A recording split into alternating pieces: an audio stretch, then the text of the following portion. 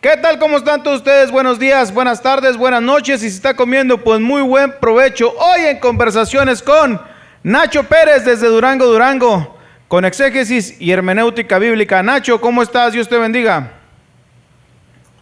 Bien, vamos a continuar la plática de las traducciones y las versiones de la Biblia. Ok, perfecto. Yo pensé que ibas... Ahora estamos más tranquilos porque la otra vez estaba nervioso y dije unas cosas por otras, pero... Oye, nervioso y hablaste 45 minutos. Ahora si no hubieras estado nervioso, tú estuvieras hablando. Bueno. ¿Qué horas son? La pura media, ¿verdad? Ok, vamos a invitarlos. Espérate, yo te digo, cuando te arranques, estás como... Cuando veas las banderas a cuadros es porque hay que empezar. O el semáforo en verde. Sí. Vamos a invitarlos a que se suscriban esta tarde, este día que están con nosotros, que suscriban a este canal, que le den like y que también nos envíen algún comentario. Por ahí hemos tenido algunos comentarios agradeciendo el tema de la semana pasada que estuviste dando. Pues muchas gracias a esas personas que han estado comentando. Y bueno, sin más ni más, vamos a entrar con este tema que tiene el día de hoy Nacho Pérez. Ahora sí, el semáforo está en verde. Adelante, Nacho. No, pues yo también les agradezco los comentarios que hacen porque nos ponemos nerviosos, pero sí tenemos ganas de compartir de lo poquito que sabemos, y la preocupación es que se lea la Biblia en las casas como al altar familiar que el profeta nos recomendó.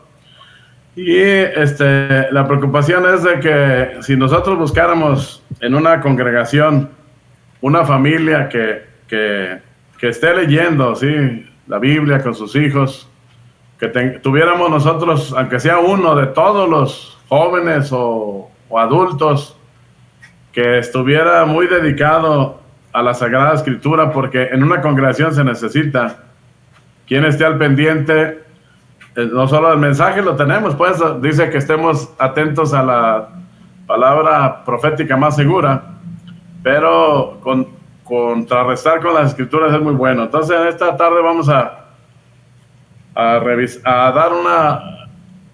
ver unas traducciones que son muy conocidas para todos, es decir, las versiones. La semana pasada me va a hacer como aquel hermano que predicaba 1 hora y media y luego media hora agarraba el rollo del otro y luego ya predicaba otra media. ¿Sí?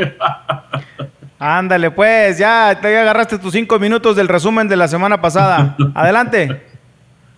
Pues, el asunto es que las versiones que nosotros tenemos, que usamos, la versión de 1960 llegó a ser muy popular entre la gente llamada evangélica, ¿verdad? Pero la versión de 1960 ahora es propiedad de las Sociedad Bíblicas Unidas. ¿Cómo se llama? La Sociedades Bíblicas Unidas. Es propiedad de ellos. La traducción que un tiempo fue de Casidad de Reina y Cipriano Valera, ellos la compraron allá como en 1938, 48, algo así. Y las versiones que habíamos visto, que es la que más usamos, pues, ¿no?, que hizo Casidad Reina en 1539, 1569 y luego 33 años en 1602 la hizo Cipriano Valera. Cipriano Valera, Casidad Reina tradujo los 73 libros, que el otro día no me acordaba que eran 39 y 27, los de nosotros. Pero antes tenían 73, que eran más muchos del Antiguo Testamento. Y cuando Cipriano Valera le hizo la revisión, ya no los puso aparte al último, porque él les llamó apócrifos, ya no los puso como inspirados, los puso aparte. Y finalmente, en otras traducciones, ya la de 1820, hay una de 1864, una traducción, que fueron muy buenas, y la de 1909 también, muy fieles al texto. Es decir, que las versiones que fueron muy buenas, hermano, no fue tanto fieles al texto, sino que tenían una forma que implantaron un lenguaje en la nación. Por ejemplo, cuando William Tyndale la tradujo, la King James que ahora tenemos, que es casi un 80 y tantos % de William Tyndale, lo que tenía era que tú la leías y haz de cuenta que estabas declarando poesía, como una declamación. O sea, era tan hilarante la lectura que cuando el rey Jacobo la supervisó, quiso que se la leyeran a ver si tenía un impacto audible.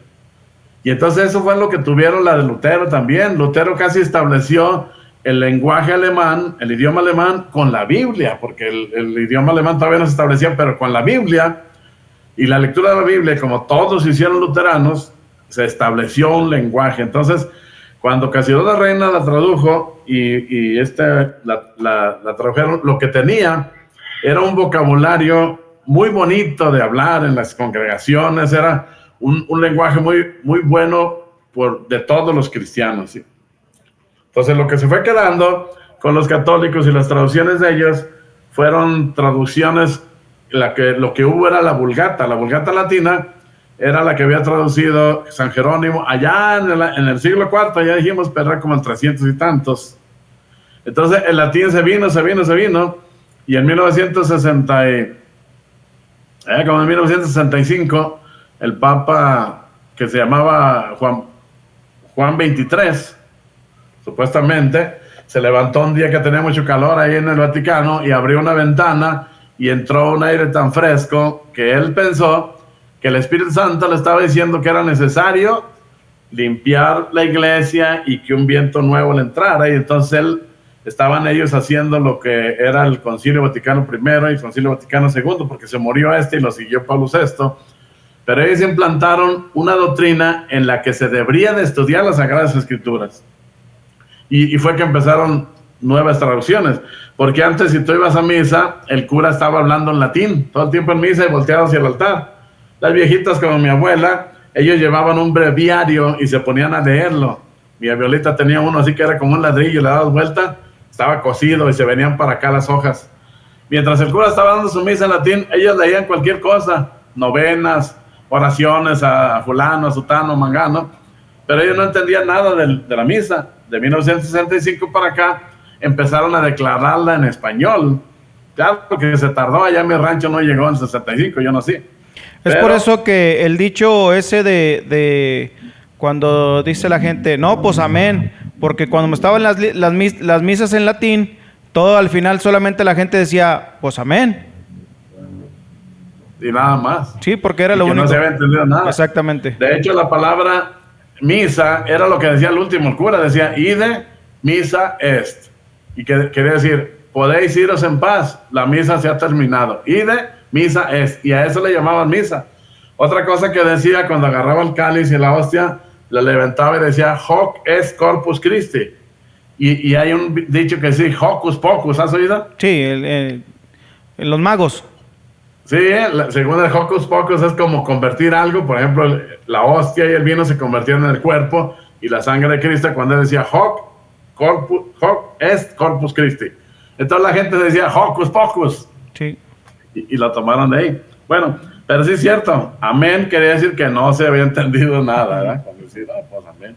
Bueno, entonces, pero ese deseo de que estuviera las Sagradas Escrituras en la gente común, en el laico, empezaron a llegar unas escrituras a nuestra casa, por decir, mi mamá mandó a uno de mis hermanos al seminario, que mi mamá quería que todos fueran sacerdotes y las monjas curas, las hermanas, fueran curas mis hermanos. Y nosotros al principio tuvimos una Biblia de estas que se llama, ¿cómo se llama? Latinoamericana. De estas Biblias mi mamá compró una para el seminarista. Fue que empezamos a conocer nosotros la Sagrada Escritura. Y cuando ya estábamos grandes, mi mamá nos compró una Biblia a cada quien. Esta se llama Nácar Colunga, que es de unos sacerdotes. Uno se apellida Nácar y el otro Colunga. Ahorita que puedas la acercas. Nácar Fuster y Alberto Colunga Cueto. Ahorita que puedas la acercas poquito de la pasta para mirarla. Pero la pasta. La pasta es esta. Pero te quedas poquito para que enfoque. Eso ahí. Ok, continúa. Y estas son traducciones muy buenas también que hicieron estos curas, porque no tienen tendencia católica, solamente eran hombres que amaban la Sagrada Escritura y obviamente tenían que ser hombres muy sabios, que conocieran los idiomas y ponerlas al servicio del pueblo, ¿sí? Ya después del Concilio Vaticano II, porque las que se hicieron antes, como la King James, que tuvo mucho éxito en Estados Unidos, yo tengo unas muy bonitas, mira. También quería decir esto. Esta es una Scofield con anotaciones. No, ¿cómo? Es una King James con anotaciones de Scofield. Mira.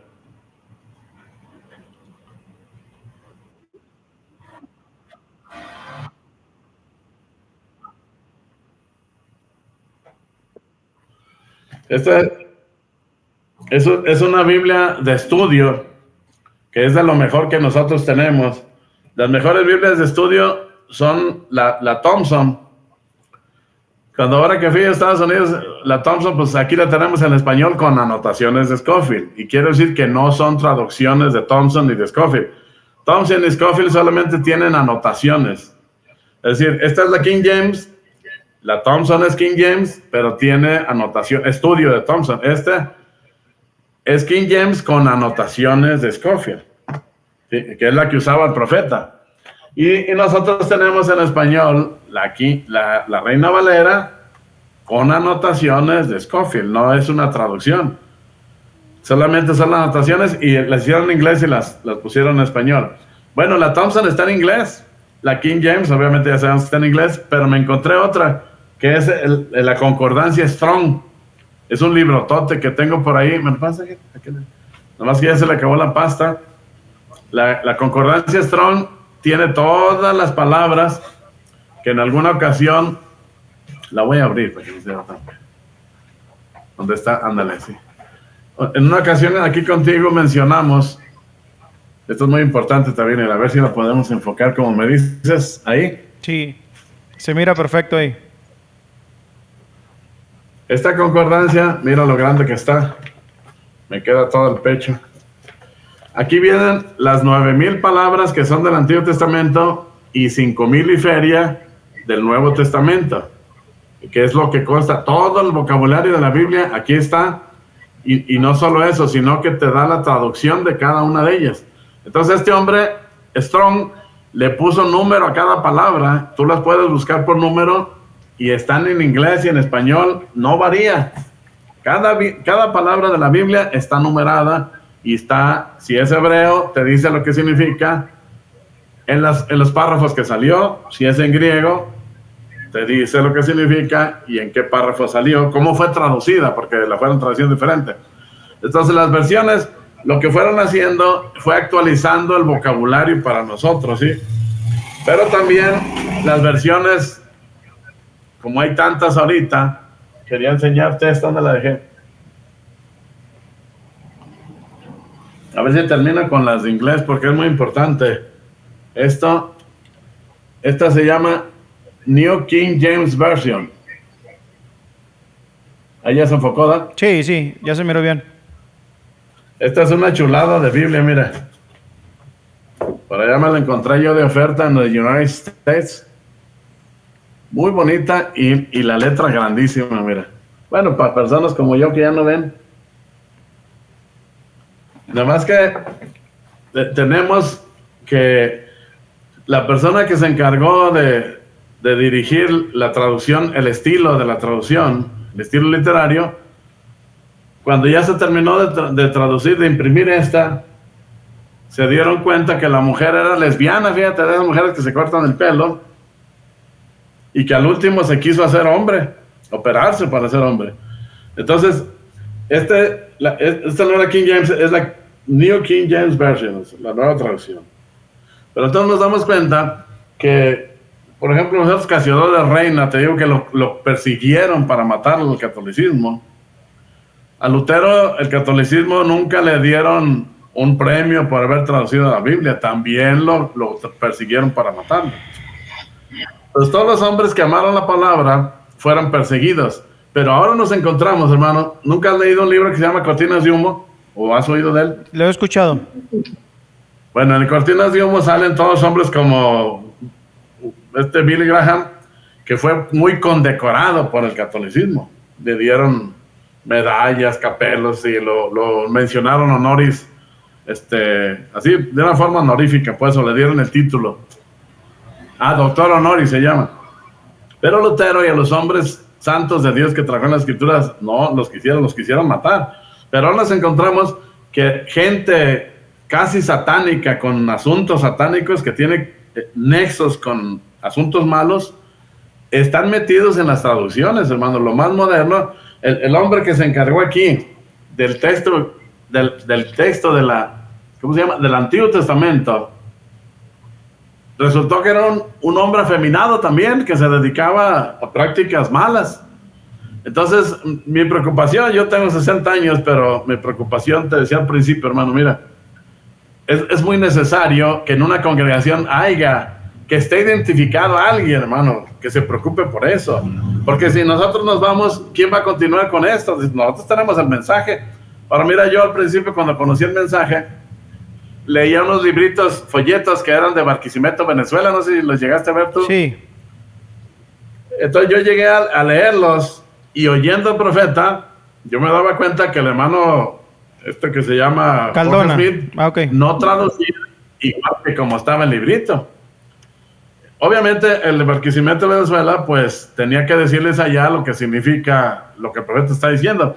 Porque mira, nos encontramos que en una congregación muy alejada de la sociedad, leían el Cordero de Dios, y ellos dicen que ellos nunca habían visto un cordero.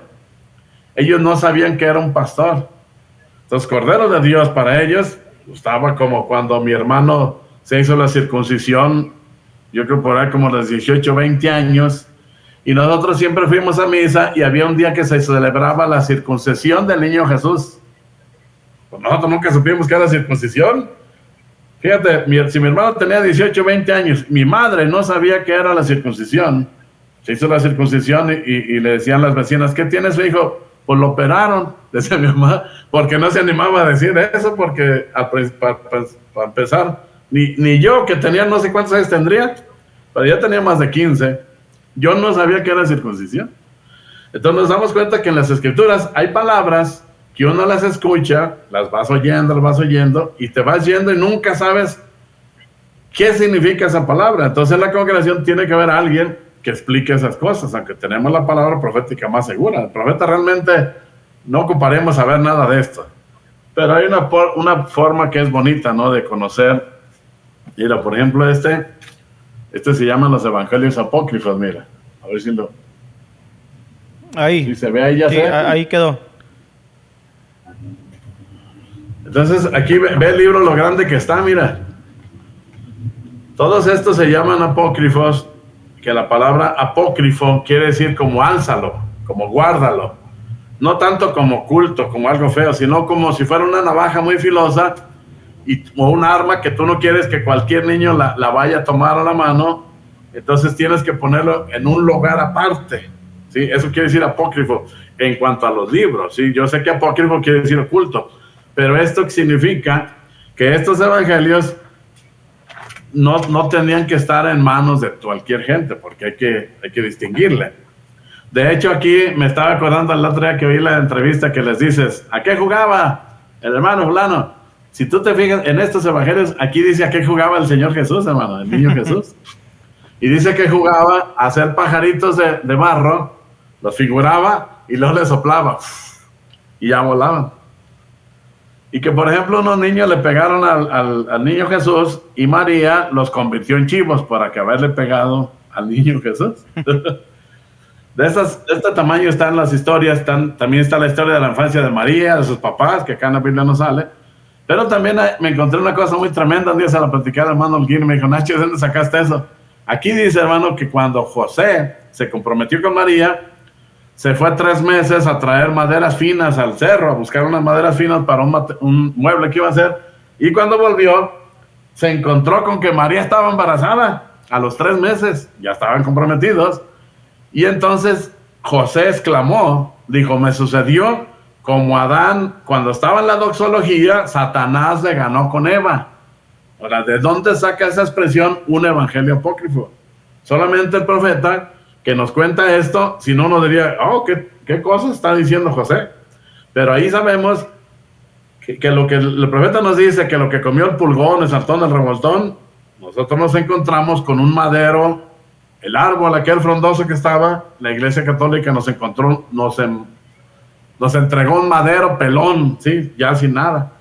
Pero quiere decir que en el principio sí conocían las doctrinas que se perdieron en el tiempo, y el hermano Branham, el profeta de la edad, vino a traernos, a restituir esas cosas que ellos sabían. Por ejemplo, nos encontramos en las catacumbas que la viuda estaba llevando 2 leños y los está poniendo en forma de cruz.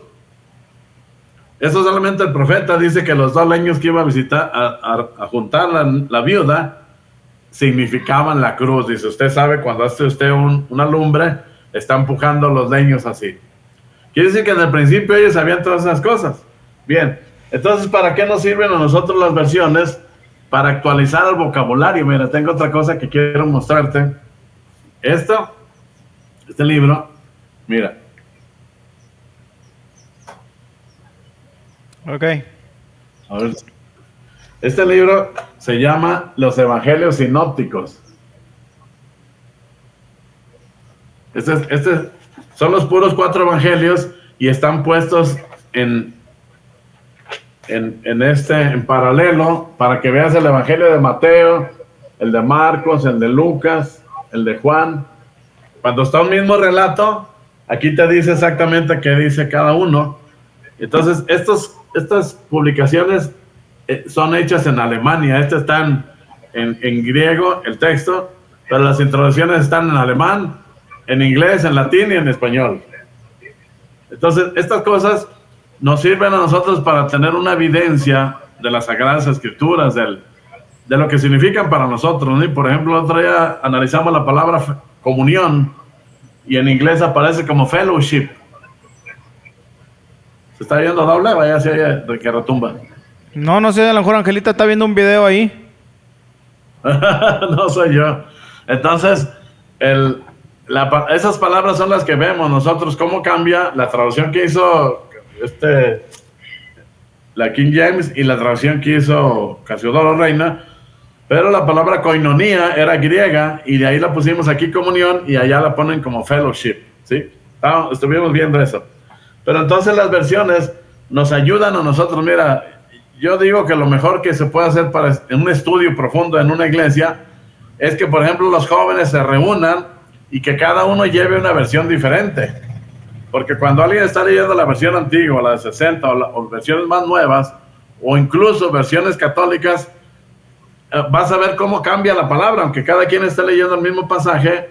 Y entonces, ¿qué es lo que hace? Que aportan más vocabulario, y en nuestra mente nos ayuda mucho para ampliar la mente, porque cuando nosotros leemos un mismo texto mucho tiempo, estamos como que la mente se cierra, ¿sí? Por ejemplo, la de 60 por eso fue tan popular, porque nos aprendimos textos que si alguien se sube al púlpito y lee una de 60, del 9, o una más moderna, aunque tú estás leyendo y dices, caray, dice diferente, pero al fin ya no le pusiste atención al texto, ni a aquel ni a este, porque en tu mente se hizo un bloqueo simplemente para repetir escrituras como San Juan 3:16, de las más populares, no Hebreos 1:1, que uno se las sabe ya de memoria. En cuanto las oye, yo por ejemplo aquí platiqué con un testigo de Jehová, y él no se las sabía como yo. Dijo, oiga, ¿por qué se las sabe diferente? Pues porque su versión es totalmente diferente. Pero nosotros tenemos muchas versiones nuevas. Las iglesias que se llaman evangélicas tienen muchas versiones muy buenas, que las versiones que se llaman del Nuevo Mundo, esas nunca se han mezclado con estas, porque en realidad ellos tienen la fuente de las que trabajaron es una versión muy, muy mala de tiro, donde niegan la divinidad de Jesucristo, donde todo el tiempo le están componiendo por causa de su doctrina. Pero nosotros hemos tenido muy, muy buenas versiones. Mira, en tiempo del profeta, el hermano Branham dijo que estaban haciendo una versión ecuménica, ¿no? ¿Sí te acuerdas? Sí. Esa versión ecuménica se llamó así. Mira. Dios habla hoy.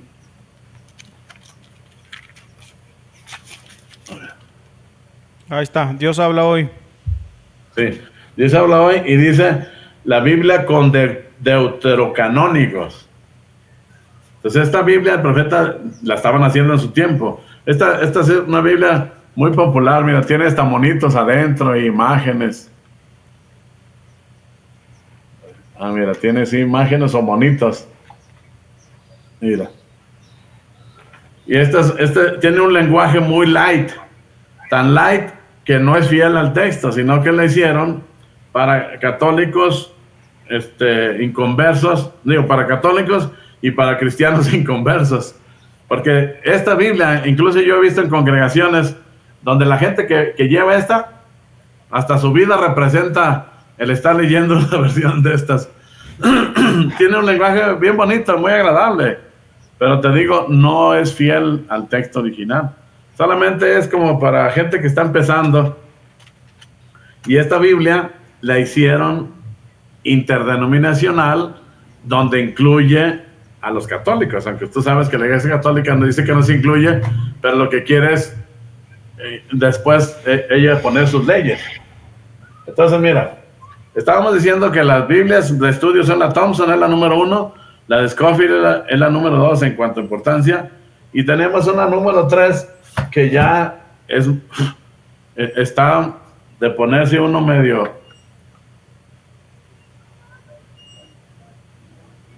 como si fuera un juicio. Esta lo que tiene son los colores, así ¿no las has visto estas? Mira. Sí. Bueno, esta se llama arcoíris, pero ahorita yo ya no puedo agarrar esto para subirme a predicar, porque imagínate cómo me vería con un arcoíris. No, pues no. Para decir, oye, ¿a qué le vas? Pero esta se llama así porque las sufrayaron con 7 colores, o no sé cuántos colores serán, me voy a fijar. Pero son de las mejores para estudio, porque ya está subrayada. En primer lugar está la Thompson, luego la Scofield y luego el arcoíris, que no son diferentes traducciones. Es la misma versión Reina Valera, pero las anotaciones que tienen, o lo que está subrayado, es lo que determina su nombre. Entonces, ¿qué es lo que nos ayudan las versiones? A cambiar el vocabulario y a que en nuestra mente se establezca un entendimiento más claro. Mira, por ejemplo, yo tengo una que se llama el 77. Esta Biblia se llama el 77, mira. La voy a poner aquí. A ver, ahí. ¿Sí da? Sí. Revisión 1977. Este es Reina Valera, pero ya la revisión es de 1977, que tiene algunos pasajes del Antiguo Testamento muy claros comparado con la versión antigua o la versión del 60. Esta versión tiene unos pasajes que antes, si tú ves yo esta la estudié por un año entero. Es decir, la llevé a la iglesia, la leí, la tuve como de meditación y todo, devocional, la tuve por todo un año y la estudié re bien. No es esta, era un azul que ya me gasté. Y aprendí mucho de los textos del Antiguo Testamento que no se entienden bien, pero uno se acostumbra a leerlos. Y tenemos, por ejemplo, hay una cosa que quiero decir, que en Alemania Lutero tradujo la Biblia y ellos siguieron traduciendo, haciendo versiones nuevas. Por ejemplo, esta es Casidad de Reina. Pero hay una versión de 1970 de Lutero, de 1970, una revisión. Está igualita que la que tradujo Lutero en 1521, 1517, por allá. Entonces, esa traducción alemana no ha cambiado. Como por ejemplo, nosotros tuvimos que fueron perseguidos, Cipriano Valera, Lutero, William Tyndale, por traducir la Biblia. No pasó lo mismo con los griegos, con la Iglesia Ortodoxa. Ellos nunca fueron perseguidos, ni nunca se alteró su texto, porque todo el tiempo el texto siguió griego. Estas historias que tenemos acá es por causa de nuestro idioma, que es muy diferente. Pero los que se quedaron con la Biblia, que empezamos el primer tema, que es la Septuaginta, ellos nunca batallaron, hermano, fíjate. Para que veamos, la situación de cada uno de nosotros no es la misma. Por ejemplo, mi mamá nos contaba, aquí vengo, esta es una Biblia de Jerusalén, mira, estas son muy buenas, es católica, es una versión católica, pero es muy fiel al texto. Estas son buenísimas para el estudio. Mi mamá nos contaba que su mamá cuando iban a misa, lo que la Biblia dice aquí, palabra de Jehová que vino al profeta, en las versiones que nosotros tenemos, ellas leían unas porciones, allá le llaman Yahvé a Dios, no sé si sabes. Sí. Allá decía oráculo de Yahvé. Cuando venía, hay unas Biblias que dicen carga de Jehová. Algún profeta así dice, porque venía Dios y le hablaba y él tenía que hablarlo. Entonces la versión que ellos leían, que no era una Biblia, eran porciones, decía oráculo de Yahvé. Y mi abuela le decía a mi mamá, yo no sé por qué ponen esas palabras tan feas ahí. Ya nunca entendió. No. Como la abuelita que tenemos acá en Santiago Papasquiaro, que es la suegra del hermano Cruz, dice que Dios me perdone, pero yo nunca me gustó el nombre de mi padre, dijo. Hermana Virginia, ¿cómo se llamaba su papá? Agapito, dijo. Bueno, entonces la tableta, ¿cómo se llama? Agapao. Agapao y agapetos quiere decir amado de Dios. Agapao es el amor de Dios. Agapetos quiere decir amado de Dios. En la primera carta de San Juan usa mucho esa palabra, agapetos. En griego se dice agapetos, pero tiene una ita, y la ita se pronuncia como i. Entonces eso quiere decir agapito, quiere decir amado de Dios. Tenía un hermoso nombre. La abuelita tiene 80 años. Y me acaba hace como un año, hace como un año me dijo, que Dios me perdone, pero nunca me gustó. Fíjate, en 80 años ella nunca se dio cuenta qué significaba el nombre de su padre. Sí. A eso me refiero con el principio de mi plática, hermano. Que hay palabras muy fáciles. Ahora, nosotros tenemos ahora en el celular, ¿verdad? O en una tableta, que cualquier palabra, me fijé que hermano Peche trae la Strong. Este libro lo trae descargado en su tableta. Entonces ahí le pregunta a él qué significa esto. Y ahí le dice, trae la declaración, ¿sí? Pero de común, como esta ancianita, tenía 80 años, me acuerdo un día que andaba yo vendiendo pan y salió un señor sin camisa, flaco, el hombre ya viejo, con todo el pelo canoso. ¿Cómo se llama, amigo? Le dije, me dijo Rafael. Le dije, ¿sabe qué significa su nombre? Le dije que era Dios sana, Dios que sana. Y le gritó a su mujer, vieja, ven para que veas lo que me dijo este hombre, dice. Ven para que, allá está debajo de la servilleta azul, allá, y la grita para allá. Ven para que veas lo que dijo este hombre, dice que mi nombre significa Dios que sana. Y tenía más de 60 años el hombre y no sabía el significado de su nombre. Entonces, a eso me refiero yo, que debe haber en una congregación alguien indicado, así como hay un síndico, como hay un diácono, debe haber alguien que se dedique, que esté dedicado de tiempo completo a escudriñar. Todos deberíamos hacer escudriñar la escritura, pero alguien que tenga esa capacidad de decir, miren, el profeta dijo esto, el profeta se refiere al texto que dice esto otro, ¿sí? Es decir, esa parte yo casi quisiera que hubiera un muchacho que se dedicara a las Sagradas Escrituras, un joven, pues, como un segundo idioma. Mira, todos estudiamos inglés, pero que tuviera como un segundo idioma el griego bíblico. No es difícil, son 5,000 palabras las que están en la Biblia y no se van a mover. Yo cuando estudié Sagradas Escrituras me brinqué a la lectura. Tenía que pasar 3 años, después de un año de griego, tenía que pasar 3 en gramática. No, yo me brinqué a donde se leía la Biblia, yo quería leer la Biblia. Y me dijeron, ¿cómo lo hiciste? Yo lo que quiero es leer la Biblia, gramática griega, ¿para qué quiero? Si el texto no se va a mover, o sea, no voy a hablar griego, lo que quiero es leer el texto y entresacar cómo el escritor sagrado escribió y cómo se traduce en mi idioma, ¿sí? No como un sinónimo, sino ir a ver exactamente la etimología de la palabra y explicarle esto a la gente. Es de lo más importante, porque tiene que ver con la salvación de nuestras almas, con dudas que no nos podemos ir a la tumba así, no debería, como esta ancianita, ¿ve? Yo así me he dedicado a decirle a la gente, pero yo ahora yo tengo 60 años, veo la necesidad en cada congregación que en la antigüedad, hermano, los preparaban para la guerra, incluso aquí, los aztecas, todos eran guerreros. Si les salía un jotolón ahí, rápido lo eliminaban, o borracho, un borracho, lo que fuera, eso lo eliminaban, porque cómo iba a ir a la guerra, imagínate ahí. Entonces tenían que ser puros guerreros.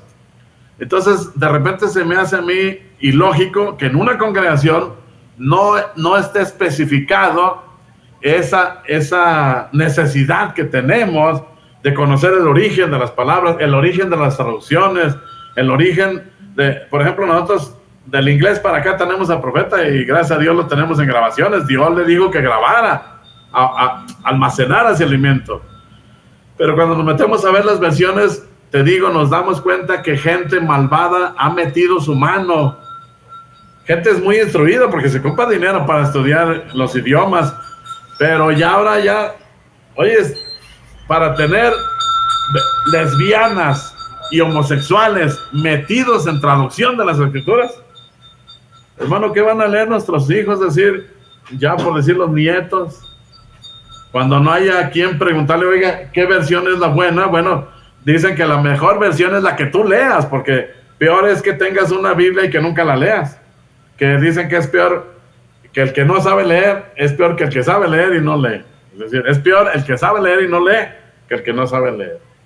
Entonces yo siento esto una responsabilidad muy grande en cada congregación. Digo, debería estar identificado alguien que se dedique al conocimiento de las versiones. La King James nos interesa mucho porque el profeta la leía, pero yo me he encontrado ministros más viejos que yo, hermano, que me alegan que el profeta leyó la 1909 porque el hermano Jorge Smith, él mismo dice, miren, lo que el profeta lea yo lo voy a estar leyendo de la versión antigua, 1909.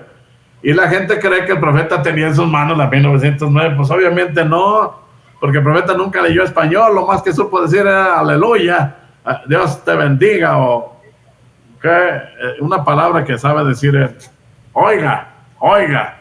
Es lo más que lo oyes hablar español. Entonces todo eso debe ser conocimiento general.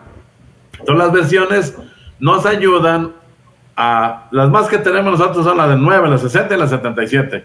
Pero ahora ya hay versiones, la de 60 se tradujo en 2020. Y del 2000 al 2000 hay varias versiones que cada vez a mí se me hacen más mal hechas. ¿Será porque mi oído no está impuesto a oír esas cosas?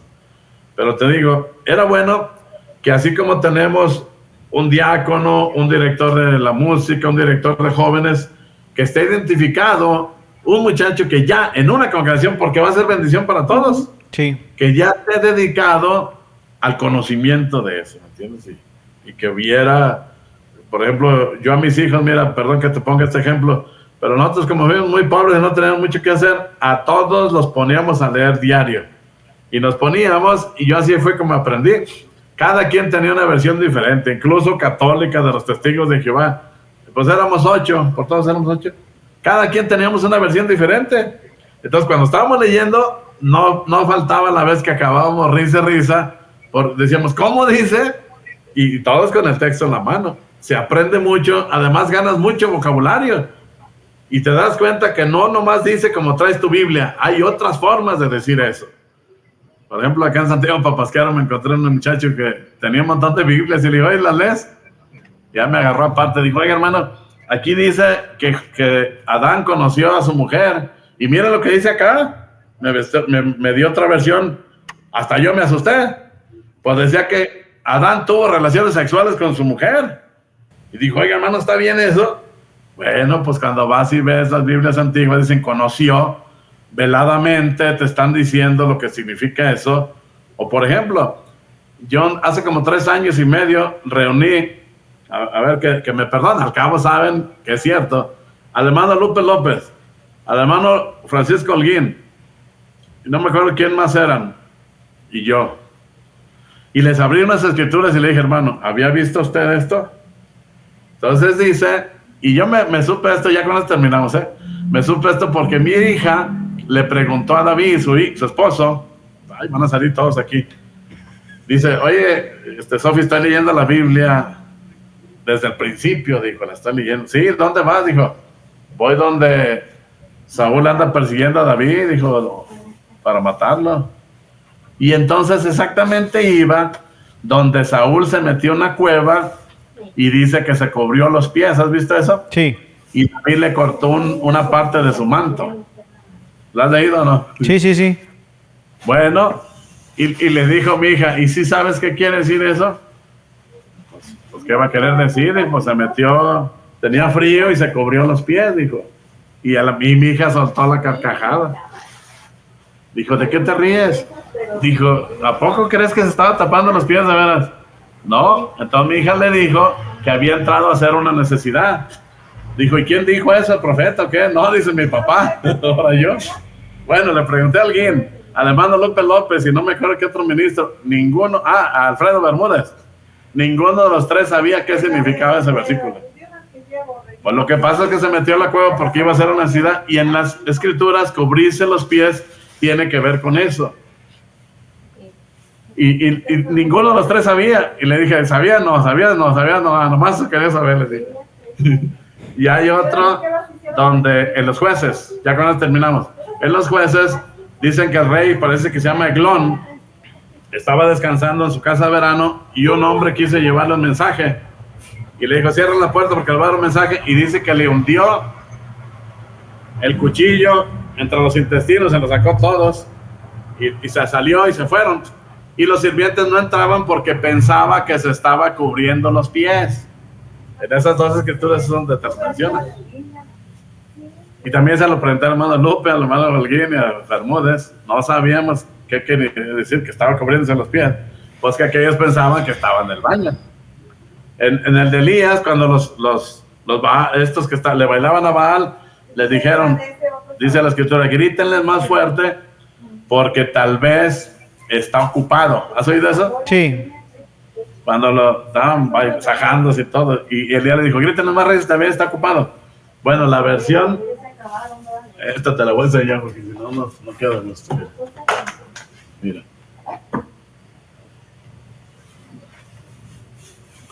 Esta dice que estaba haciendo una necesidad, y el texto hebreo dice eso. Dice, grítale, a la mujer está ocupado. Ahora, ¿qué quiere decir estar ocupado? Cuando uno dice, le dice a los niños, ¿qué está haciendo tu papá? Dice, está ocupado. Bueno, eso es lo que hace la versión. La versión te aclara muchas cosas que están veladas. Están veladas, por ejemplo, que se llama Job 2:9. ¿Has visto que la mujer le dice, maldice a Dios y muérete? Sí. En la versión antigua dice, bendice a Dios y muérete.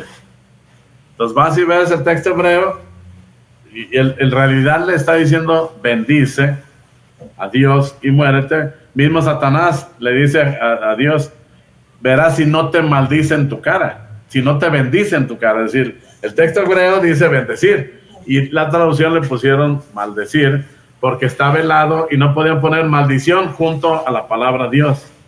Entonces, esas cosas son las que se estudian, no solo porque sea un maestro, sino que la diferente versión te arroja eso. Entonces yo creo hasta aquí es lo que quería yo decir de las versiones.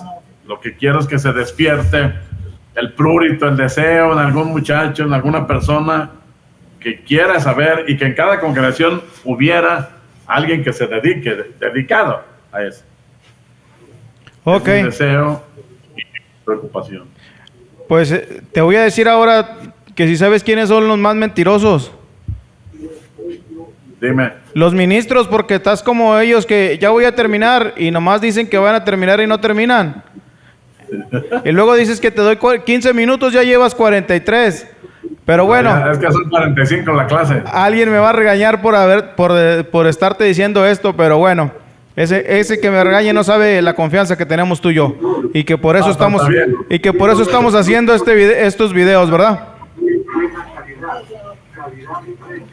Está pasando un vendedor. Sí, ya sé, no me estás escuchando absolutamente nada. Bueno, agradecemos a Nacho Pérez por esta clase que nos dio de 45 minutos, como él acaba de decir. Suscríbase a este canal, dele like, deje un comentario. Para Nacho, para mí no. Nacho, despídete. Gracias por los comentarios de apoyo, nos ayudan mucho moralmente, porque como ya estamos viejitos, batallamos de que no seamos aceptados, y entonces al saber que a alguien le es de beneficio, realmente apreciamos sus comentarios. Dios los bendiga. Muchas gracias a cada uno de ustedes por llegar hasta este punto. Hasta la próxima. Dios les bendiga. Shalom.